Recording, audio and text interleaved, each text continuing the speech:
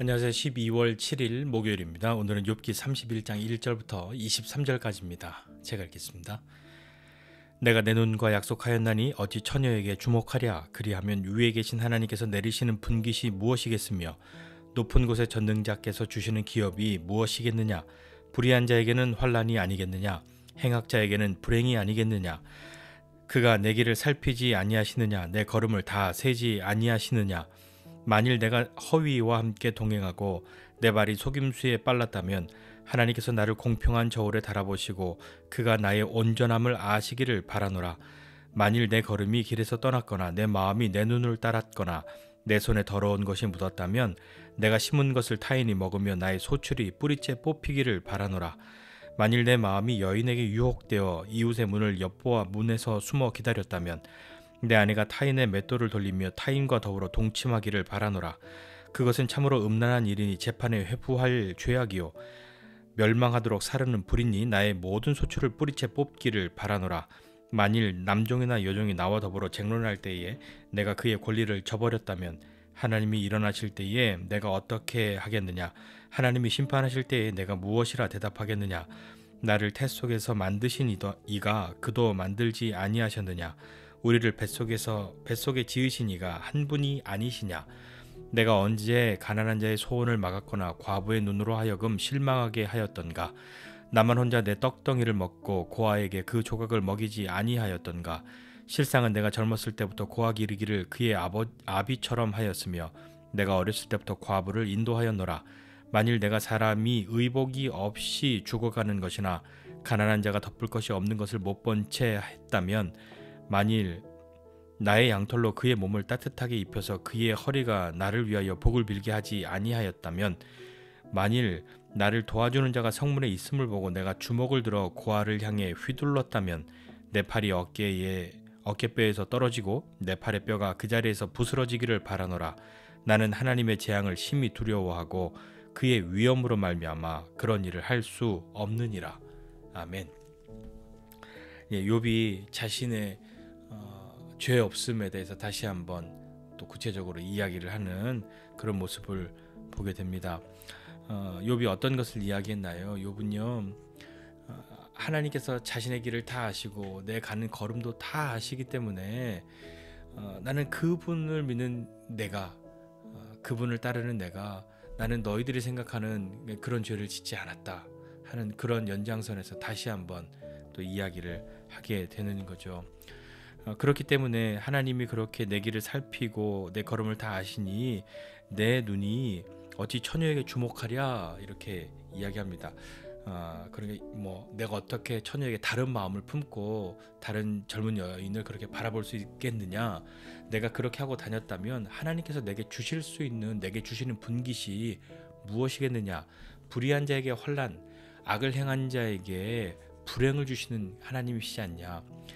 그것이 아니겠냐 이야기하였고, 다른 사람들을 향해서 허위나 속임수로 대하지 않았다고 이야기합니다. 하나님이 내 정직함을 공평한 저울로 달아보신다면 내 온전함을 아실 것이다 라고 이야기하는 거죠. 내가 그릇된 길, 그러니까 악을 따르고 내 손에 더러운 것, 죄를 짓고 그렇게 하였다면 내가 심은 것들 전부 다 다른 사람이 먹고 나의 소출이 뿌리채 뽑히기를 원한다 이렇게 이야기합니다.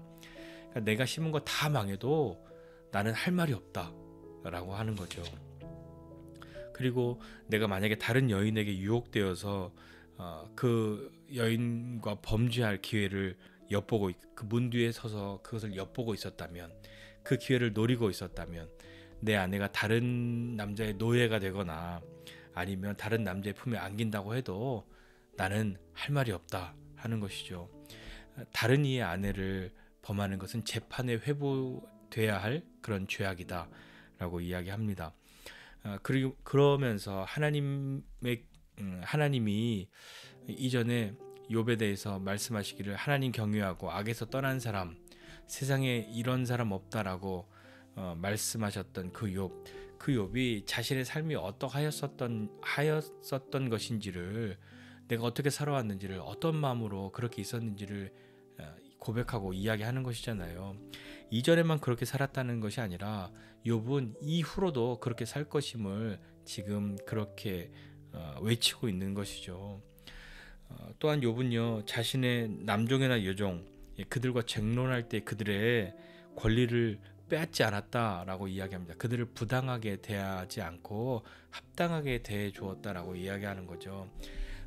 자신을 향해서 무엇인가 탄원을 해야 되는 그런 이야기가 있어도 그들의 말을 막지 않았고 내가 그들의 소리를 다 귀를 기울여 들었다. 내가 만약에 약자들을 부당하게 대했다면 내가 하나님 앞에서 도대체 무슨 말을 할 수 있겠는가? 무슨 낯으로 하나님을 볼 수 있겠냐? 이야기하는 거죠. 하나님이 심판하신 그날에 내가 뭐라고 변명할 수 있겠냐? 왜냐하면 왜 그 자신보다 연약한 사람, 자신의 남종이나 여종도 그렇게 부당하게 대하지 않았냐면 나도 그도 하나님이 만들지 않으셨냐 하는 그런 마음으로 욥은 살아왔다고 이야기합니다. 또한 가난한 자들에 대해서도 이야기하는데 16절 이하에 보니까요. 내가 언제 가난한 사람들이 원하는 것, 가난한 자가 도움을 요청할 때 그것을 거절하지 않았고 앞길이 막막한 과부들을 못 본 척하지도 않았다 이야기하죠. 나만 혼자 배부르게 먹으면서 고아를 굶긴 일도 없다.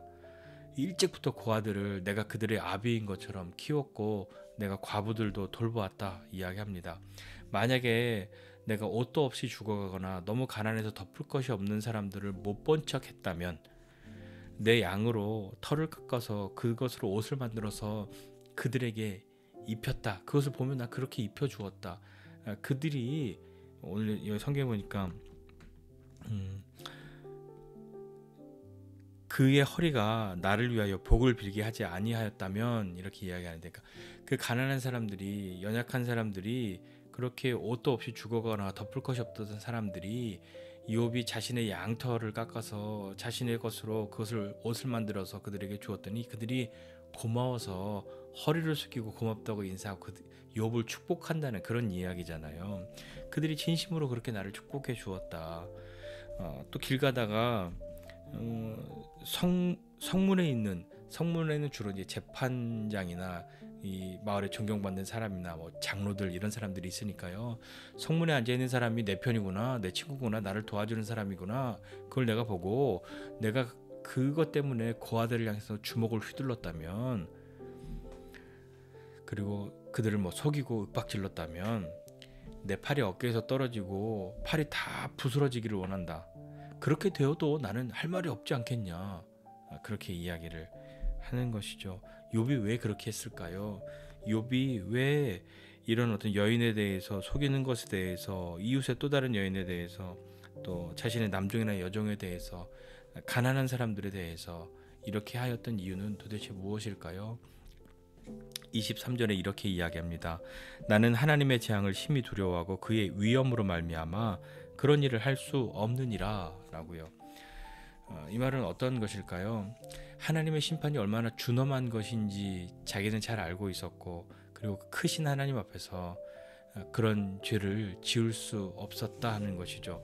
단지 두려움과 공포 때문에 벌을 받고 싶지 않은 마음, 벌 받을까봐 두려운 그런 마음에서 죄를 짓지 않은 것에서 끝나는 것이 아니라요.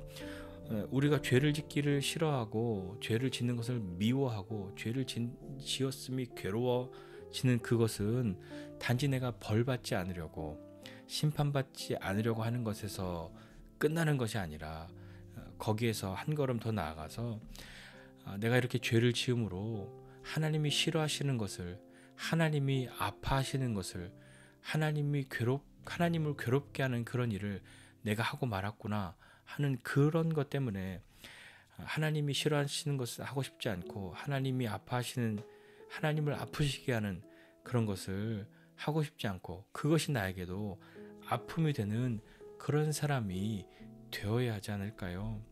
하나님이 내 길을, 내 걸음을 아십니다. 그것은 하나님이 우리와 함께 하신다는 말씀이잖아요. 욥이요, 하나님이 그렇게 내 길을 아시고 내 걸음을 다 아시는 분인데 내가 어떻게 그렇게 죄를 지을 수 있겠냐 라고 말했던 것은 하나님이 감시하니까 도저히 죄를 짓고 싶어도 너무 짓고 싶은데 어떻게 기회가 없었어. 그런 말이 아니잖아요. 하나님이 나와 함께 하시는 것, 하나님 가까이 있는 것, 그것이 정말 나에게 기쁨이 되고 행복하고 감사한 것인데, 그것을 깨뜨리는 짓을, 그것을 깨뜨리는 죄를 짓는 것을 결코 하고 싶지 않은 마음, 그 마음이 더 컸기 때문이 아닐까요? 두려움과 공포, 벌받지 않으려는 공포보다 하나님으로부터 멀어지는 것이 더 두려운, 하나님을 볼 수 없다는 것이 더 아픈 그 마음이 있었기 때문에 그런 것이 아닐까요? 우리가 잘 아는 어떤 한 예전에 선교사님, 미국의 어떤 한 선교사의 이야기 있잖아요. 어떤 원시 부족을 찾아갔던, 그가 안타깝게도 그 원시 부족에게 살해를 당했지만 그의 학생 때의 노트에 일기장에 기록되어진 한 구절, 영원하지 않은 것을 영원한 것을 얻기 위해서 영원하지 않은 것을 포기하는 것은 결코 어리석지 않다라고 하였던 그 한 구절, 그것이 오늘도 우리에게도 다시 한번 새겨져야 하지 않을까요? 한순간 찾아오는 유혹은 우리에게 영원하지 않은 것으로 영원한 것을 대신할 수 있다고 속이려고 하는 것이죠. 하나님과 함께하는 것, 하나님과 가까이 하는 것, 그것이 참으로 귀한 줄 안다면, 그것이 참으로 복된 것인 줄을 안다면 그것을 깨뜨리는 것을 하지 말고, 혹 원치 않았는데 그것을 깨뜨리는 것이 우리에게 있다면 즉시로 돌이켜 하나님께 돌아와야 하는 것 아닐까요? 거기에 그 부분에 있어서만큼은 우리가 용기를 냈으면 좋겠습니다. 이런 나를 받아주실 수 있을까? 내가 또 하나님을 실망시켜 드렸는데 이런 나를 또 괜찮다고 해주실까? 나라면 용서해 주. 그거는 나라면인 것이죠. 하나님은 우리의 하나님이시고 우리를 사랑하시는 아버지이시기 때문에 그렇습니다. 우리가 하나님을 아프시게 했다는 것, 하나님이 미워하시는 것, 하나님이 싫어하시는 것을 했다는 것, 그것이 우리에게 아픔이요 괴로움이 되는, 그것이 더 크다면 우리로 다시 한번 단지 벌을 받지 않기 위해서 죄를 짓지 않는 것이 아니라 하나님과 함께하는 것, 하나님 가까이 있는 것을 깨뜨리고 싶지 않은 그 마음으로 우리가 더 이겼으면 좋겠습니다. 믿음의 용기를 가지십시오. 오늘도 성령님께서 우리를 도우시고 함께 해주실 겁니다. 성령님의 도우심을 구하면서 하나님 앞으로 나아가는 저와 여러분 모두가 되시기를 주님의 이름으로 부탁드립니다. 기도하겠습니다.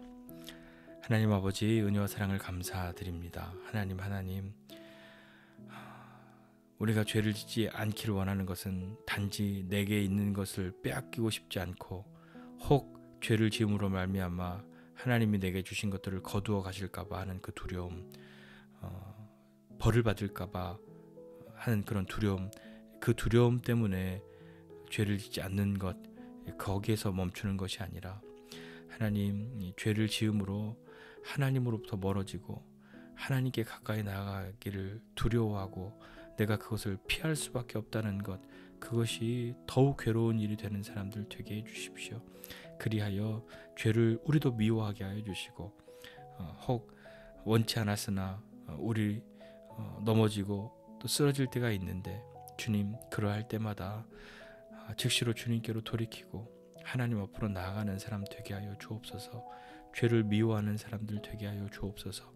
주님을 사랑하기에 죄를 미워하는 오늘 우리의 삶 되어서 성령님과 함께하는 우리 모두 되도록, 다시 한번 믿음으로 승리하는 오늘 하루 되도록 주님 붙들어 주시옵소서. 감사드리고 예수님의 이름으로 기도드립니다. 아멘.